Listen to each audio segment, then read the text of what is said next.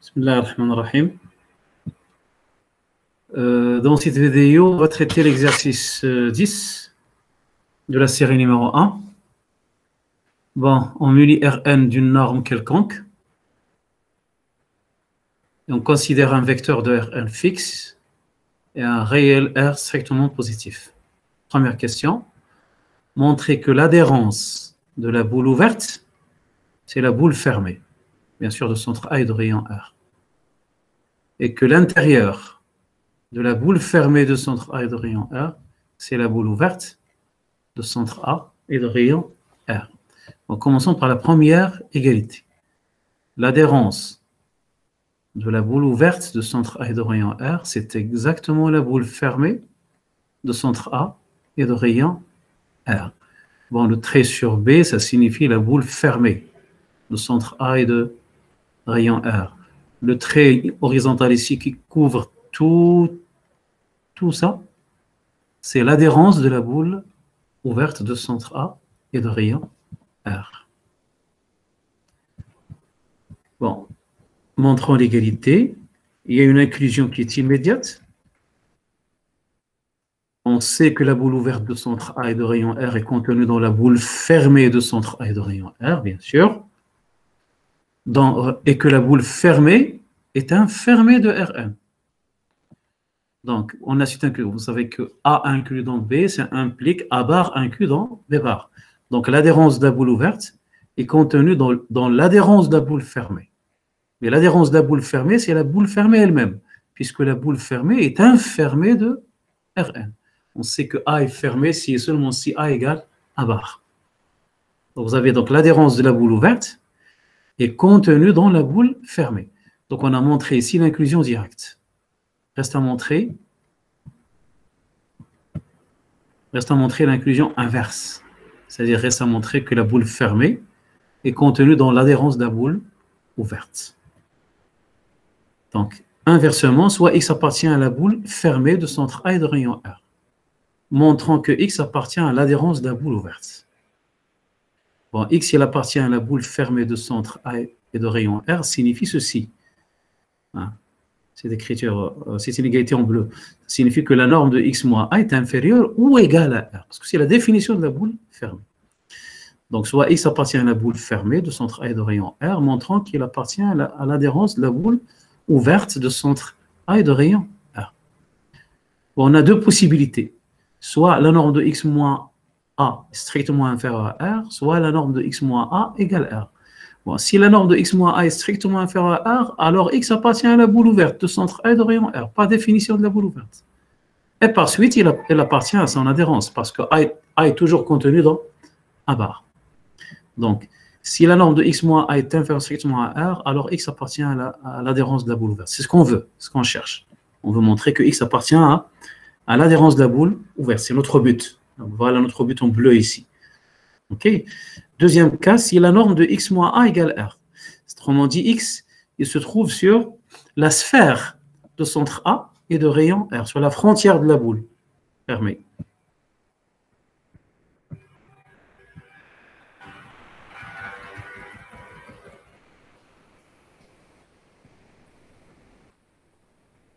Bon, ne regardez pas ça, regardez le schéma directement. Voilà. Voilà la boule fermée. Hein, c'est là, par là, pardon, de centre A et de rayon R. R, c'est le rayon, c'est cette distance-là, le rayon. C'est la distance entre A et X. Et X, il appartient à la sphère, il est là.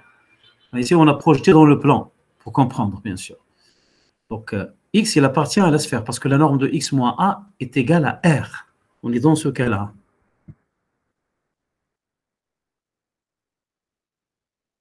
On est dans le cas où la norme de X moins A est égale à R. Okay.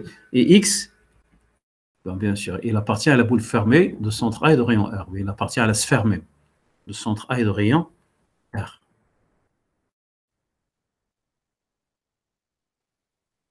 Bon, notre but, c'est de montrer que X appartient à l'adhérence de la boule ouverte.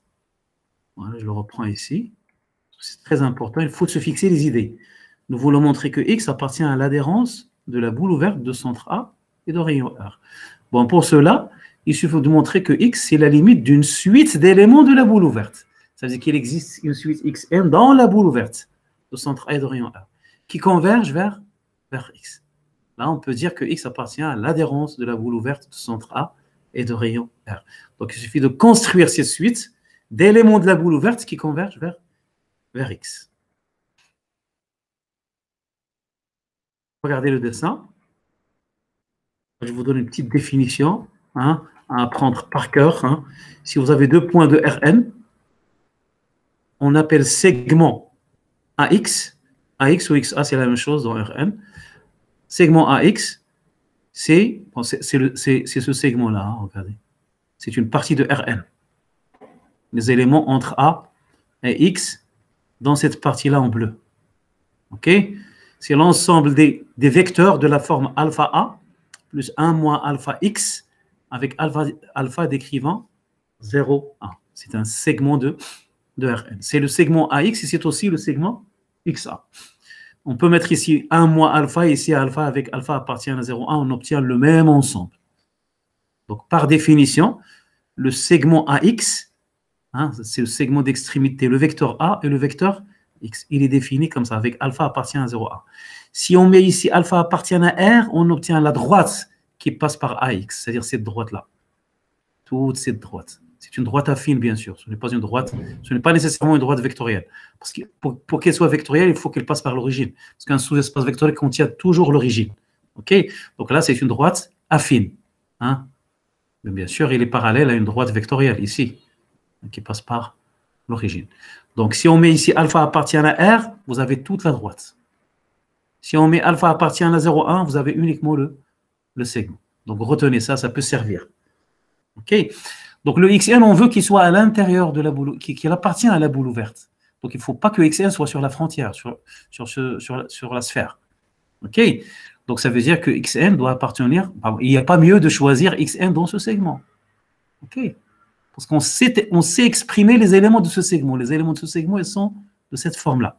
Avec alpha appartient à 0, 1. Donc, on va choisir notre suite xn sur ce segment. Et notre suite n, il va tendre vers x, dans cette direction. OK? Bon, puisque xn, d'abord, il faut que xn soit dans la boule ouverte. Et il faut que ça soit dans ce segment-là.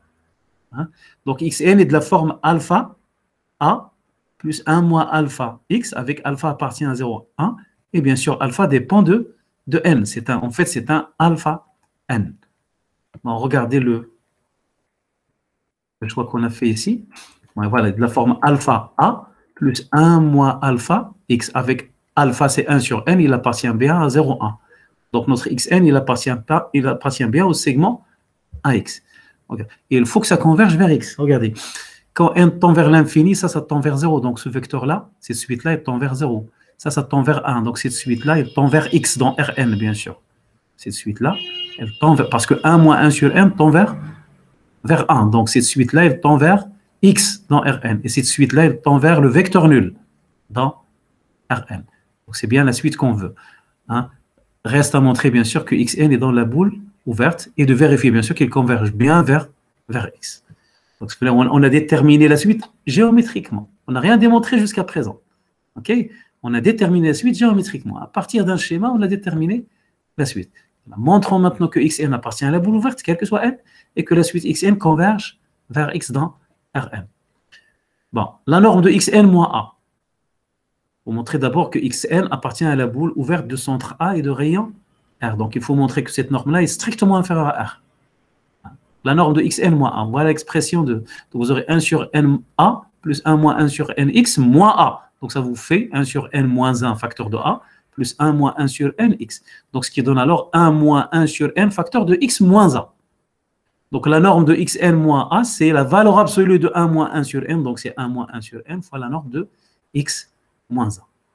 Il suffit de retrancher ici a et de factoriser, vous obtenez ça. Et vous passez à la norme, vous obtenez ça.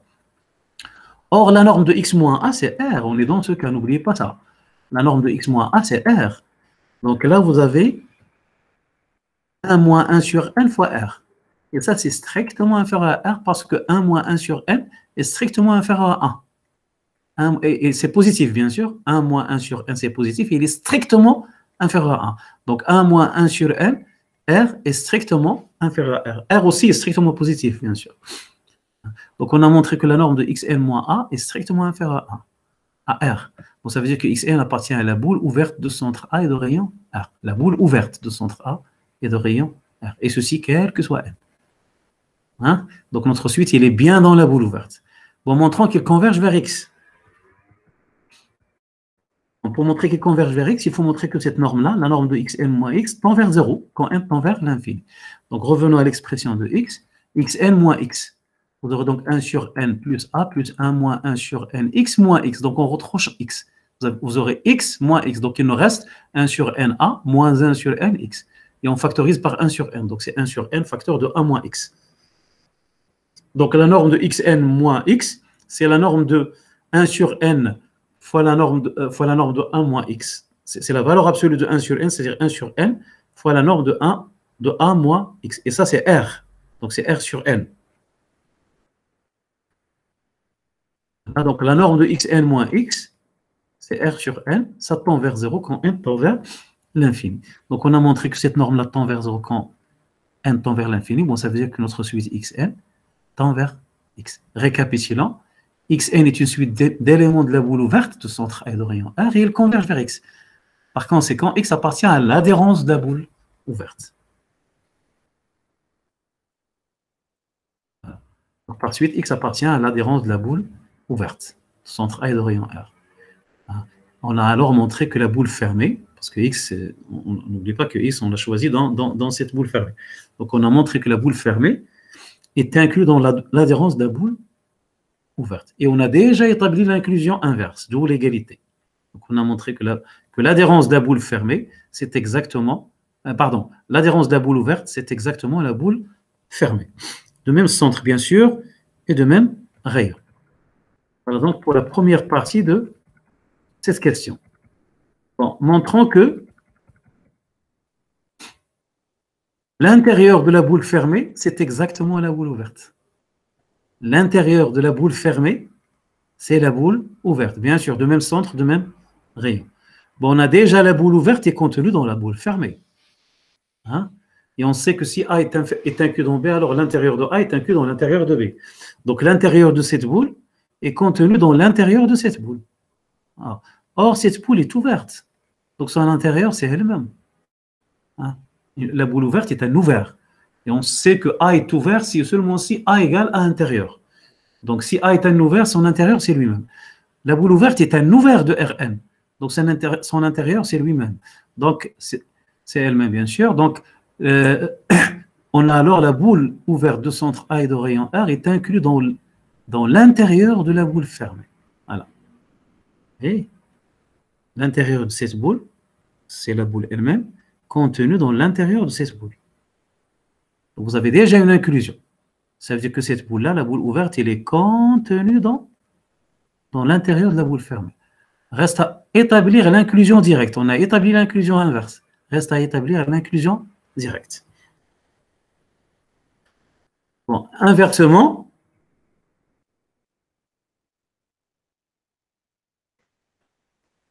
bon, on va prendre cette X appartient à l'intérieur de la boule fermée et on va montrer qu'elle appartient à la boule ouverte. Voilà. Soit X appartient à l'intérieur de la boule fermée, montrant que X appartient à la boule ouverte de centre A et de rayon. Voilà notre but. Ok, notre but c'est ça. Notre hypothèse c'est là. Voilà ce qu'on a. X il appartient à l'intérieur de la boule fermée. Notre but c'est de montrer que X appartient à la boule ouverte de centre A et de rayon R. Bon, comme X appartient à l'intérieur de la boule fermée, il appartient en particulier à la boule fermée, parce que toujours A intérieur est contenu dans A, toujours. A intérieur, il est contenu dans A. Donc s'il appartient à l'intérieur, il appartient à l'ensemble.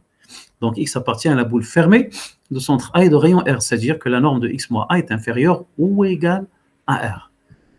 Donc, nous voulons montrer que X appartient à cette boule-là, la boule de centre A et de rayon R. OK?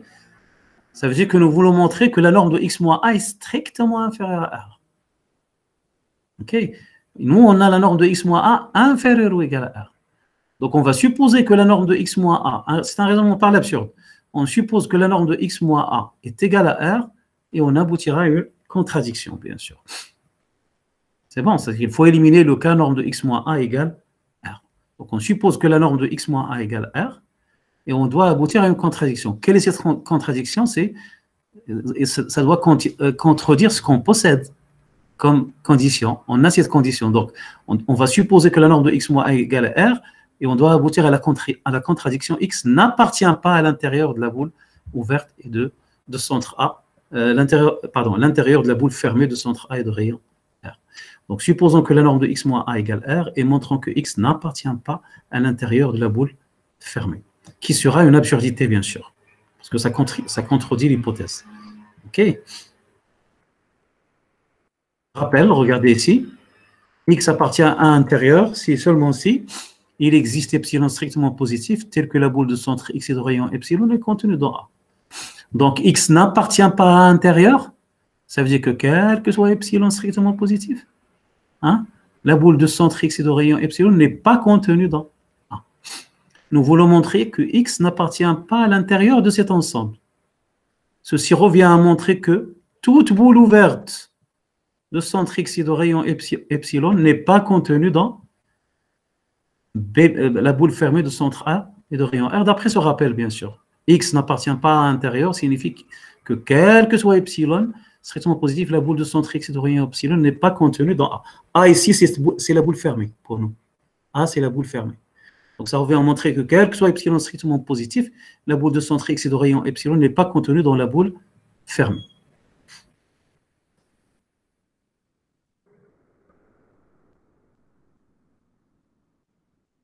Nous voulons montrer que quel que soit epsilon, cette boule n'est pas contenue dans la boule fermée. Donc, soit epsilon strictement fixé. Regardez le schéma.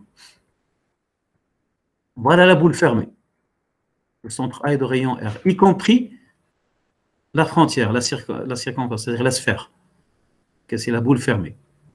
Et X, c'est ce qu'on a supposé ici. On a supposé que la norme de X moins A égale R. L'hypothèse de raisonnement par l'absurde.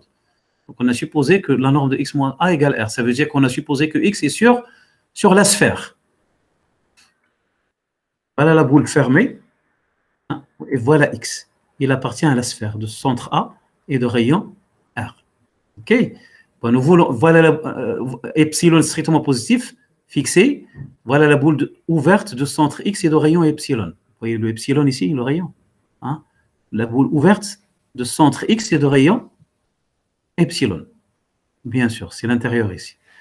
Donc, on doit montrer que cette boule n'est pas contenue dans la boule fermée. Ça veut dire qu'on doit montrer qu'il existe un Y qui appartient à cette boule-là et qui n'appartient pas à la boule fermée. Donc, comment on va construire? Qu'est-ce qu'on connaît? On connaît A et X, bien sûr. A, c'est le centre de la boule fermée et X, c'est un élément de la sphère. Et on cherche un élément qui appartient à cette boule-là, cette boule ouverte, et n'appartient pas à la boule fermée ici.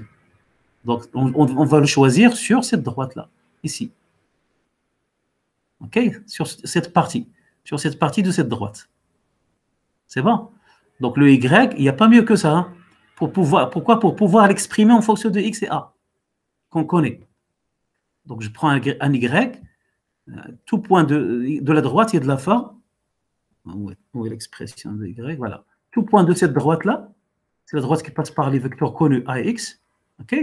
Et de la forme alpha A plus 1 moins alpha X avec alpha appartient à R. Attention, ce n'est pas un segment. Hein? Il ne faut pas mettre alpha entre 0 et 1. Parce que si vous mettez alpha entre 0 et 1, ça veut dire que vous avez choisi Y dans ce segment-là. OK? Or, Y est à l'extérieur de ce segment. Donc, il est sur cette droite-là. Bien sûr, sur cette droite.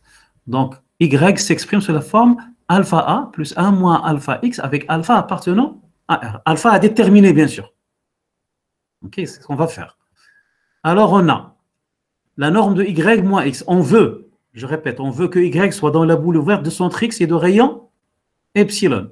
Et on veut que Y n'appartienne pas à la boule fermée de centre A et de rayon R. Donc, la norme de Y moins X. La norme de Y moins X, pour que Y soit dans cette boule, il faut que la norme de Y moins X soit strictement inférieure à epsilon. Donc, la norme de Y moins X, vous remplacez ici Y moins X. Donc, on simplifie par X, il nous reste alors alpha A moins alpha X. Donc, on obtient la norme de y moins x égale la valeur absolue de alpha. Attention, alpha peut être négatif. Hein. Alpha, c'est un réel. Donc, c'est la valeur absolue de alpha fois la norme de a moins x. Et la norme de a moins x, c'est R. Donc, vous avez la valeur absolue de alpha, R. Pour que ça soit inférieur strictement à epsilon, bon, il suffit que ça soit égal à epsilon sur 2. Hein. Pour que ça soit égal à epsilon sur 2, bon, il suffit de prendre alpha égale plus ou moins epsilon sur 2R. Si on prend alpha égale plus ou moins epsilon sur 2R, vous avez la valeur absolue de alpha, c'est epsilon sur 2R. Donc là, vous avez epsilon sur 2R fois R, c'est exactement epsilon sur 2. Donc on choisit alpha de telle manière que la valeur absolue de alpha fois R soit égale à epsilon sur 2. Ou si vous voulez epsilon sur 3, epsilon sur 4, comme vous voulez. OK? Donc on choisit alpha de telle manière que la valeur absolue de alpha fois R est égale à epsilon sur 2. Ça revient à dire que alpha égale plus ou moins epsilon sur 2R. Donc pour l'une de ces deux valeurs-là, pour chacune de ces deux valeurs-là, vous avez donc ceci est égal à epsilon sur 2, strictement inférieur à epsilon. Donc, Y appartient à la boule de centre X et de rayon epsilon. Pour ces deux valeurs-là. Pour chacune de ces deux valeurs-là. OK? En montrant, ou bien choisissant la valeur de alpha pour laquelle Y n'appartient pas à la boule fermée de centre A et de rayon R.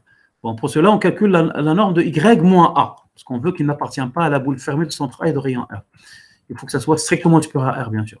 Donc, la norme de Y moins A, c'est, je remplace ici, Y moins A, vous avez Y là. Donc, Y moins A, vous aurez donc alpha moins 1 fois A plus 1 moins alpha fois X. Donc, c'est 1 moins alpha facteur de X moins A. Lorsqu'on passe à la norme, c'est donc la valeur absolue de 1 moins alpha fois la norme de X moins A. Voilà ce qu'on c'est ça.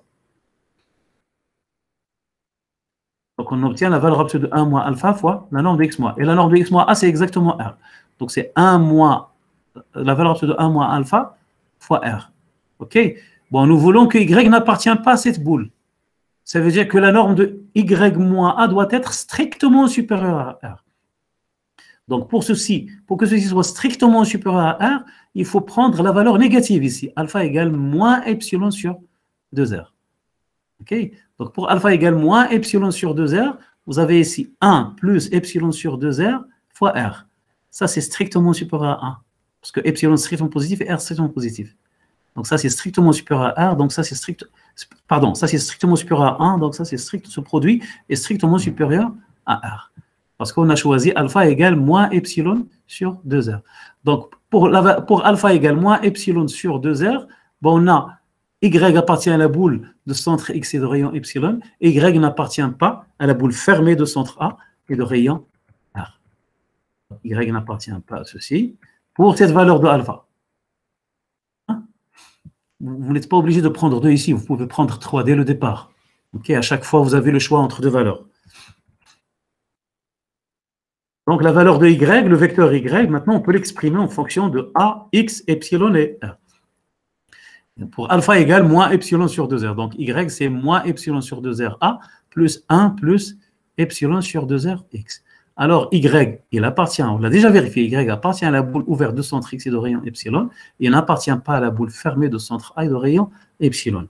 Donc, la boule de centre X et de rayon epsilon n'est pas contenue dans la boule fermée. Pardon, ici, c'est la boule fermée. OK? C'est la boule fermée.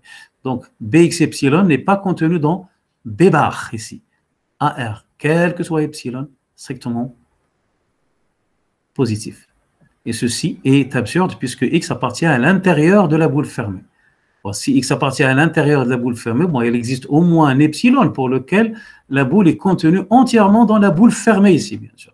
Donc ceci est absurde avec la condition qu'on a. Donc ce qu'on a supposé, on a supposé que la norme de X moins A est égale à R. C'est faux. Donc, et puisqu'on a la norme de X moins A est inférieure ou égale à R, et la norme de X moins A égale R est fausse.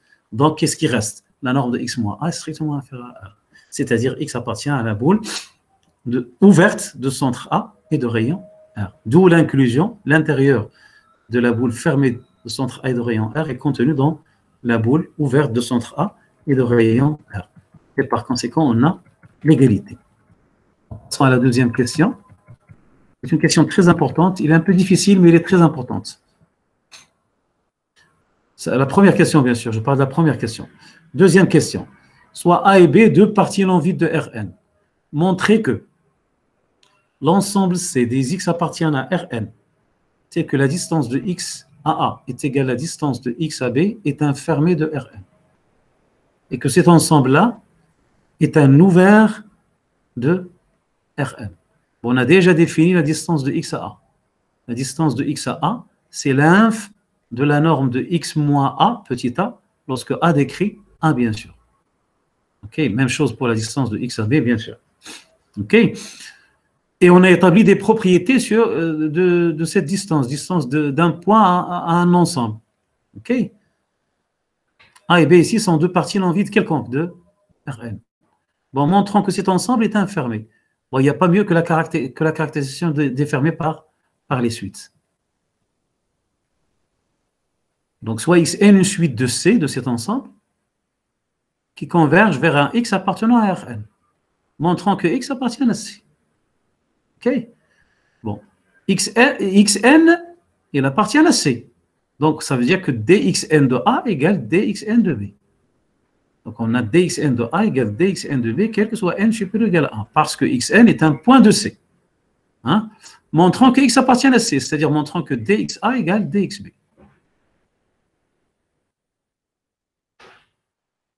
D'autre part, on a d'après l'exercice 4, là on a étudié ce genre de distance. Donc, d'après l'exercice 4, on a la valeur absolue de dxna moins dxa, le même a bien sûr, est inférieur ou égal à la norme de xn moins x. Et ceci, quel que soit n supérieur ou égal à 1. Ça, c'est d'après l'exercice 4. Okay. Or, xn converge vers x.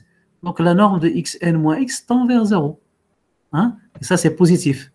Donc, d'après la règle des gendarmes, cette valeur absolue tend vers 0. Donc, ça veut dire que dxna converge vers dxa, dans R ici, bien sûr. Donc, comme xn converge vers x dans Rn, alors dxna converge vers dxa dans R, bien sûr. C'est bon? Donc, regardez, là, vous avez dxna converge vers x. De même, dxnb converge vers dxb. dxna converge vers dxa. dxnb converge vers dxb. Là, vous avez deux suites qui sont égales. La première, elle converge vers dxa et la deuxième converge vers dxb. Et les deux suites sont égales. Donc, là, ils ont la même limite. Ça veut dire que dxa égale dxb. Donc, de manière similaire, on a dxnb converge vers dxb. Hein? D'après étoile et l'unicité de la limite, on a dxa égale dxb, c'est-à-dire x appartient à c. Il en résulte que c est fermé. Une remarque importante. Donc, la fonction phi indice A, qui a x associé dxa, et continue sur x. Bon, parce qu'il est même lipschitzienne. Okay? Donc, vous verrez ça au chapitre 2. Cette fonction, il est continu sur x. Hein? Et C, revenons à la définition de C, ici. Hein? C'est l'ensemble des x appartient à Rn tel que dxa moins dxb égale 0. C'est-à-dire phi a de x moins phi b de x égale 0. Donc C, c'est l'ensemble des x appartiennent à Rn tel que phi a de x moins phi b de x égale 0. Autrement dit, C, c'est l'image réciproque de singleton 0 par phi a moins phi b. Et phi a, c'est cette application. Phi b, c'est l'application qui a x associée dxb, qui sont toutes les deux continues. Donc cette application-là, cette fonction est continue.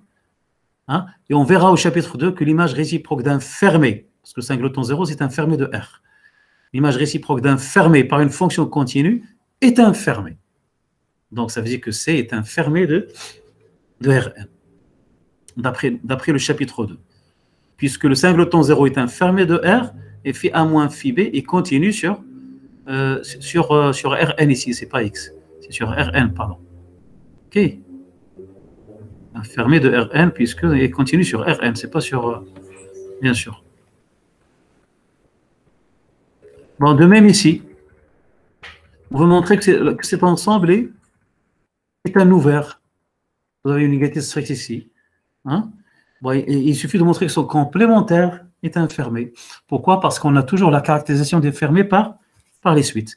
Donc, considérons son complémentaire. DC, c'est l'ensemble des x appartiennent à Rn tel que dxa est supérieur ou égal à dxb. Donc, je prends une suite Xn d'éléments de DC. C'est que Xn converge vers X appartenant à Rn. Dans Rn, bien sûr. Xn appartient à DC, quel que soit n. Donc, ça veut dire que dxna est supérieur ou égal à dxnb, bien sûr. Et ceci, quel que soit n. Voilà la propriété, 2 étoiles. Parce que Xn appartient à DC, au complémentaire de D. Voilà. D'autre part, on obtient, comme dans la question A, dxna converge vers dxa. Et dxnb converge vers dxb. Donc, vous avez dxna supérieur ou égal à dxnb, quel que soit n. dxna converge vers dxa, dans R, bien sûr. dxnb converge vers dxb dans R. Donc, la limite est supérieure ou égale à la limite. C'est-à-dire dxa est supérieur ou égal à dxb. C'est-à-dire que x appartient à dc, complémentaire de d. Et par suite, dc est enfermé dans Rn. Et donc, d est un ouvert de Rn. Bon, la même remarque que dans A, on remarque que d, c'est phi a moins phi b moins 1 de moins l'infini 0. OK? D. Ça veut dire, x appartient à D, ça veut dire que dxa moins dxb est strictement inférieur à 0. Ça veut dire que phi a de x moins phi b de x strictement inférieur à 0, c'est-à-dire appartient à phi moins 1, à phi a moins phi, ça veut dire que x appartient à phi a moins phi b moins 1 de moins l'infini 0, puisque c'est strictement négatif. Okay. Donc, D, c'est phi A moins phi B moins 1, c'est l'image réciproque par cette application de moins l'infini 0, puisqu'on a strictement négatif. Et phi A moins phi B est continu sur Rn ici, c'est Rn. Hein. Et moins l'infini 0 est un ouvert dans R. Et on a une propriété qui est de l'image réciproque d'un ouvert par une fonction continue est un ouvert. Okay. Donc, D est un ouvert de Rn. Et voir chapitre 2. Passons à la question C. Qu'est-ce que dit la question C? Voilà. Si A et B, c'est une question très intéressante. Si A et B sont deux fermés disjoints de Rn, deux fermés disjoints, alors il existe deux ouverts U et V de Rn, tels que A est inclus dans U, B est inclus dans V, et U inter V égale le vide. Ça veut dire que si vous avez deux fermés disjoints, on peut les séparer par deux ouverts disjoints. C'est-à-dire qu'il existe un ouvert qui contient A, un ouvert qui contient B, et les deux ouverts sont disjoints. Bon, c'est une conséquence de ce qui précède, bien sûr. Donc, soit A et B, deux fermés disjoints de Rn, soit U, je prends U, c'est l'ensemble des X. Nous cherchons deux ouverts. Hein? Donc, il n'y a pas mieux que l'ouvert C. Regardez. L'ouvert C, l'ouvert D, pardon, qui est un ouvert. Nous cherchons des ouverts, donc on va utiliser la question B, pardon. La question B. Donc, l'ouvert D. Hein? Donc, soit U, l'ensemble des X, tel que DXA est strictement inférieur à DXB. Alors, U est un ouvert de Rn d'après la question B. D'autre part, il faut montrer qu'il contient A. D'autre part, on a pour tout X appartient à A, DXB est strictement positif. Parce que, regardez ce schéma, A est là, B est là. Donc, si je prends X appartient à A, ça dit la distance de X à B, elle est strictement positive. Intuitivement, elle est strictement positive. On va le justifier, bien sûr. Bon, parce que, d'autre part, pour tout X appartient à A, DXB, strictement positif. Sinon, donc, supposons que X appartient à A et que DXB égale 0. Qu'est-ce que ça veut dire DXB égale 0? Ça veut dire que X appartient à B bar, toujours d'après l'exercice 4. Hein? Donc, ça veut dire que X appartient à B bar. Or, B est fermé, par hypothèse. Donc, B bar égale B. Donc, X appartient à B. X, il appartient à A et X appartient à B. Ceci contredit le fait que A et B sont disjoints. A inter B égale le vide. Donc, quel que soit X appartient à A, DXB est strictement positif. Hein? Donc, j'ai le 0 ici, c'est DXA, bien sûr. Parce que X appartient à A. X, il appartient à A. OK? Donc, DXA égale 0. Donc, j'ai DXA strictement inférieur à DXB. Autrement dit, X, il appartient à U. Donc, chaque élément de A appartient à U. Donc, A est inclus dans U. OK? Donc, voilà, par suite, DXA qui est égal à 0, strictement inférieur à DXB, quel que soit X appartient à A. C'est-à-dire, quel que soit X appartient à A, X appartient à U. Donc, A est inclus dans U. Donc, on a montré que U est un ouvert et qu'il contient A. Bon, de même, maintenant, on échange les rôles de A et B. Hein, on pose V, l'ensemble des X appartient à Rn, tel que dxb est strictement inférieur à dxa. C'est un ouvert, toujours d'après la question précédente, question B. C'est un ouvert de Rn. Et de la même manière, il contient cette fois-ci B, bien sûr, parce qu'il suffit, on a échangé les rôles de A et B. Donc c'est un ouvert de Rn qui contient B. Donc voilà, on a trouvé un ouvert de Rn qui contient A. Il y a un ouvert V de Rn qui contient B. Bon. Il est clair qu'ils sont disjoints. Parce que regardez U, la définition de U. X appartient à U, ça veut dire que dxa est strictement inférieur à B.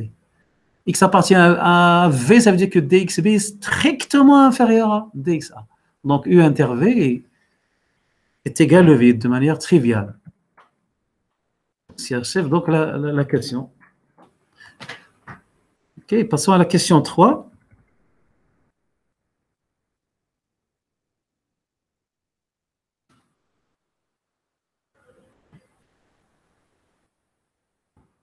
On suppose que A est compact. Montrer que si X appartient à Rn, alors il existe A appartient à A tel que dxa égale la norme de X moins A. Autrement dit, bon, par définition, dxa, c'est l'inf de la norme de X moins B avec B appartient à A.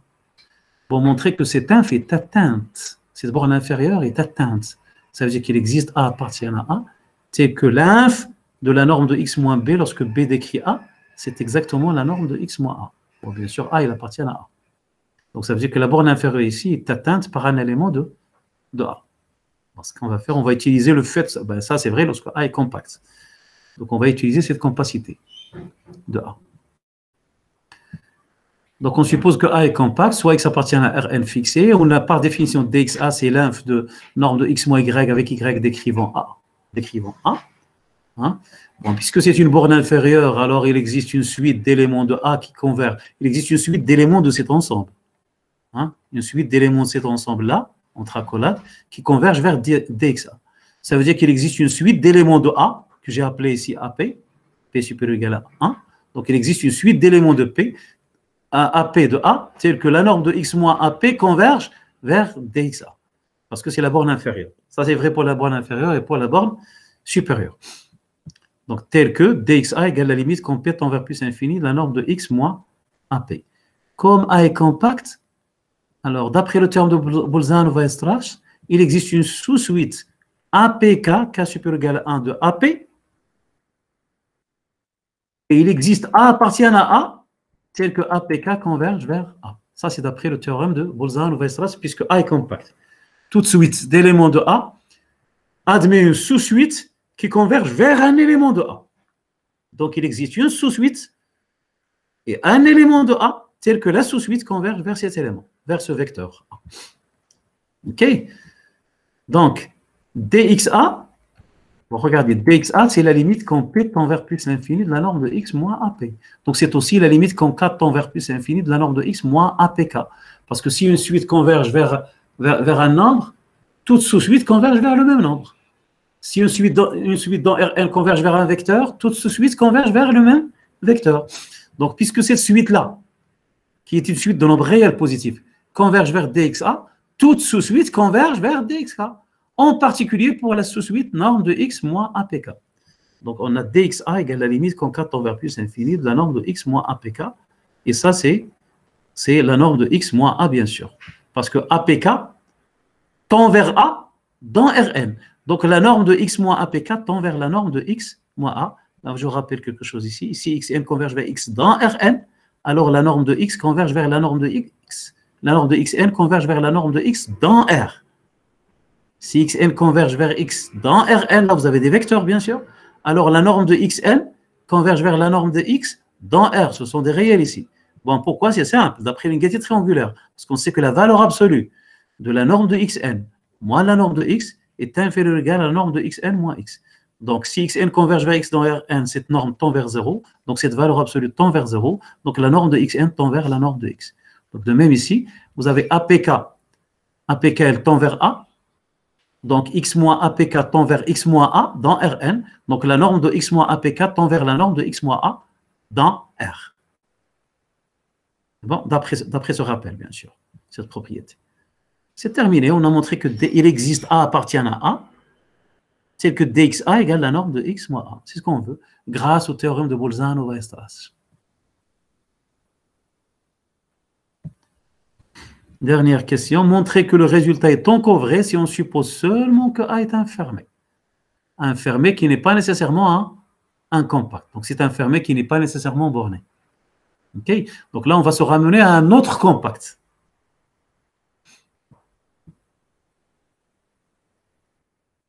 On suppose que A est seulement fermé. Soit X appartient à Rn.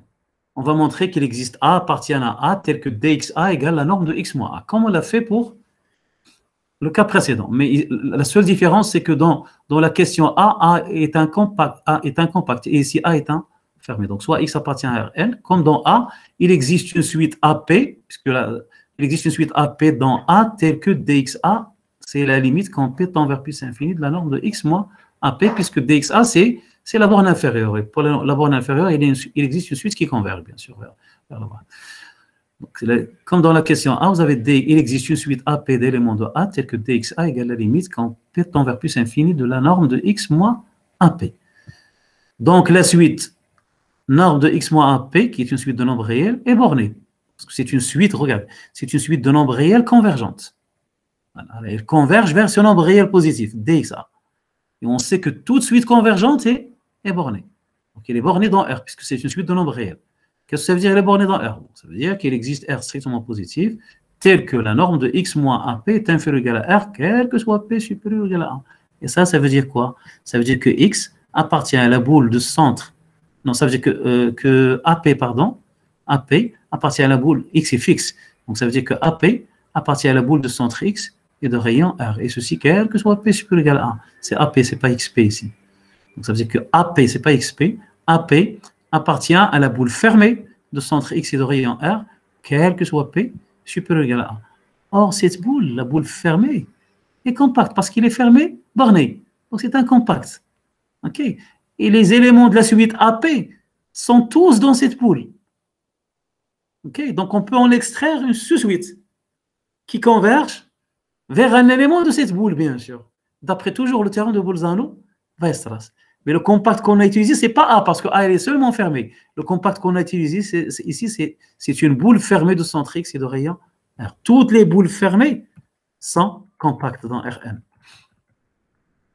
Donc, comme la boule fermée de centre X et de rayon R est compacte, il existe APK, une sous-suite de AP, tel que APK converge vers A, et ce vecteur A, il appartient à Rn. Plus précisément, il appartient à cette boule.